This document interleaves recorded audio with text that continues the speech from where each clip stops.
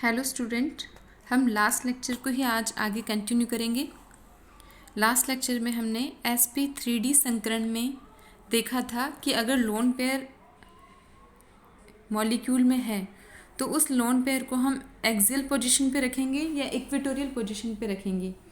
तो हमने देखा था कि हम यदि लोन पेयर को इक्वेटोरियल पोजीशन पे रखते हैं तो प्रतिकर्षण कम होगा, और यदि इक्वेटोरियल पोजीशन पे हमने लोन पेयर को रखा है तो हम जैसे जैसे नंबर ऑफ लोन पेयर बढ़ते जाएंगे वैसे वैसे आकृति चेंज होती जाएगी, बॉन्ड एंगल चेंज होता जाएगा। ये हमने पढ़ा था।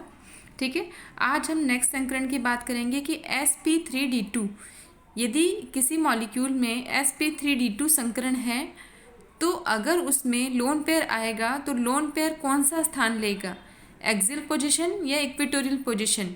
क्योंकि आपको sp3d2 में जो आकृति है वो आपको पता है आकृति क्या होती है, स्क्वायर, एक बॉन्ड, दूसरा बॉन्ड, तीसरा बॉन्ड, चौथा बॉन्ड, पांचवा बॉन्ड और सिक्स्थ बॉन्ड। ठीक है, तो ये जो बॉन्ड हैं ये सारे के सारे क्या है, एक दूसरे से 90 डिग्री पे, 90 90 90 90, ये बॉन्ड इससे भी 90, इससे भी 90, इससे भी 90 और इससे भी 90। उसी तरह से ये इक्वेटोरियल वाला बॉन्ड इससे भी 90, इससे भी 90, इससे भी 90 और इससे भी 90। तो सारे बॉन्ड एंगल कितने हैं, 90 डिग्री पे। इसलिए लोन जो पेयर है वो सेंट्रल एटम के किसी भी बॉन्ड की जगह ले सकता है, वो इक्वेटोरियल की भी जगह ले सकता है और वो एक्सियल की भी पोजीशन ले सकता है, क्योंकि सारे बॉन्ड एंगल इक्वल हैं। ठीक है,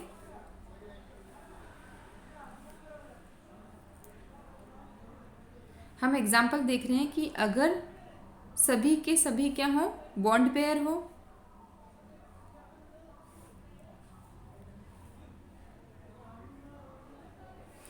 यदि 6 बॉन्ड हैं और 6 क्या हैं, बॉन्ड पेयर, तो आकृति कैसी होगी, ऑक्टाहेड्रल या स्क्वायर बायपिरामिडल, अष्टफलकीय या फिर वर्गाकार द्विपिरामिडीय स्ट्रक्चर होगी। जो आपको दिख रही है ये कौन सी स्ट्रक्चर है, अष्टफलकीय या वर्गाकार द्विपिरामिडीय, जिसमें 4 बॉन्ड तो क्या है 90 डिग्री में एक प्लेन पे है, एक बॉन्ड ऊपर और एक बॉन्ड नीचे। ठीक है, और ये सभी बॉन्ड एंगल जो बॉन्ड के बीच में बना हुआ एंगल बॉन्ड एंगल, और सारे के सारे बॉन्ड एंगल कितने हैं, 90 डिग्री पे।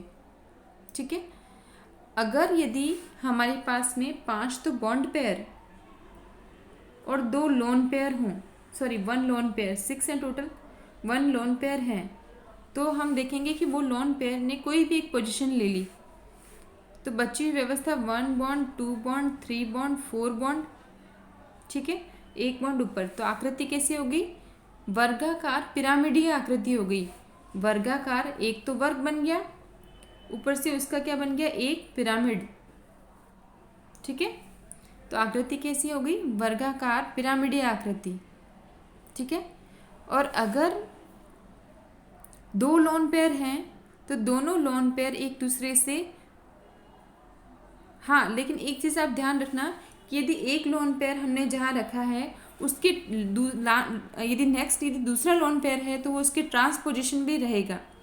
अब क्यों रहेगा उसके ट्रांसपोजिशन पे, क्योंकि हमें क्या करना है, प्रतिकर्षण कम से कम करना है, और लोन पेयर के बीच में तो सबसे ज़्यादा प्रतिकर्षण होता है। इसलिए लोन पेयर और लोन पेयर को यदि एक दूसरे से दूर रखना चाहेंगे तो एक दूसरे के ट्रांस के अलावा और कोई ऑप्शन नहीं होता है। तो ध्यान रखना, यदि एक लोन पेयर हमने अरेंज कर दिया है, कहीं भी अरेंज किया है उसको, तो दूसरा लोन पेयर हमेशा उसके ट्रांस में होगा। ठीक है, यदि एक लोन पेयर यहाँ पर है, ठीक है, तो दूसरा लोन पेयर हमेशा उसके ट्रांस पोजीशन पे हम रखेंगे, उससे बिल्कुल विपरीत दिशा में, ताकि प्रतिकर्षण कम से कम हो। यदि एक लोन पेयर हमने यहाँ नहीं रख के हमने यहाँ रखा है तो दूसरा लोन पेयर हम यहाँ रखेंगे ट्रांस पोजीशन पे। यदि एक लोन पेयर हमने यहाँ रखा है तो दूसरा लोन पेयर हम उसके जस्ट ट्रांस पोजीशन पे रखेंगे। ठीक है, उसी तरह से यदि यहाँ पर एक लोन पेयर है, यदि दूसरा लोन पेयर हम रखेंगे तो उससे क्या करेंगे, जस्ट ट्रांस पोजीशन पे हम लोन पेयर को रखेंगे, ताकि दोनों के बीच में जो है वो प्रतिकर्षण कम से कम हो। ठीक है, अब इसके एग्जाम्पल हैं, यदि 6 बॉन्ड और 6 के 6 क्या हैं, बॉन्ड पेयर हैं, तो इसका एग्जाम्पल है SF6P F5 PF6 minus, then BrF5, BrCl5 और IF5, ठीक है, ये स्क्वायर पिरामिडल का। और यदि दो लोन पेयर है तो आकृति अब कैसी होगी, 1 2 3 4 चारों बॉन्ड एक दूसरे से कहाँ है, प्लेन में है, तो ये कैसे आकृति होगी, स्क्वायर यानी वर्गाकार आकृति होगी। और इसका क्या है, एग्जाम्पल है XeF4 और ClF4 माइनस, ठीक है। तो आप इनका एग्जाम्पल ज़रूर याद रखिएगा। एक यानी किसी का, यदि आप ऑक्टाहेड्रल का याद करें तो एक एग्जाम्पल याद रख लिए, SF6 स्क्वायर पिरामिडल का एक एग्जाम्पल याद कर लें, BrF5, और स्क्वायर का एक एग्जाम्पल आप माइंड में रखेंगे, XeF4, ठीक है। तो ये अलग अलग शेप हैं। यदि लोन पेयर जैसे जैसे बढ़ते जाएंगे वैसे वैसे इनकी आकृति और बॉन्ड एंगल चेंज होता जाएगा, ठीक है। तो ये हमने क्या पढ़ा, वेस्पर्ड का फर्स्ट रूल कि लोन पेयर के कारण बॉन्ड एंगल या फिर आकृति में कैसे परिवर्तन होता है, ठीक है। तो हमें क्या देखने, हम फर्स्ट रूल पूरा सारा सजेशन क्या है फर्स्ट रूल का, यानी पूरा सार क्या है फर्स्ट रूल का, कि लोन पेयर का आकार बॉन्ड पेयर से बड़ा होता है, इसलिए लोन पेयर के कारण होने वाला प्रतिकर्षण क्या होगा, ज़्यादा होगा। इसलिए हमारा सबसे मेन फोकस क्या रहेगा कि लोन पेयर को जितना दूर हो सके उतना हमें दूर पोजीशन पे रखना है, ठीक है।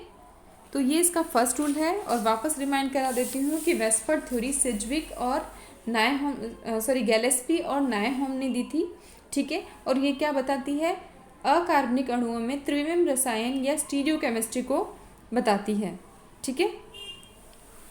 स्टीरियोकेमिस्ट्री क्या है, इनऑर्गेनिक मॉलिक्यूल की स्टीरियोकेमिस्ट्री यानी उसकी बॉन्ड की व्यवस्था, त्रिविम में उसके बॉन्ड की व्यवस्था, ये त्रिविम में उसके बॉन्ड की व्यवस्था से मतलब है उसकी लगभग स्ट्रक्चर से, ठीक है।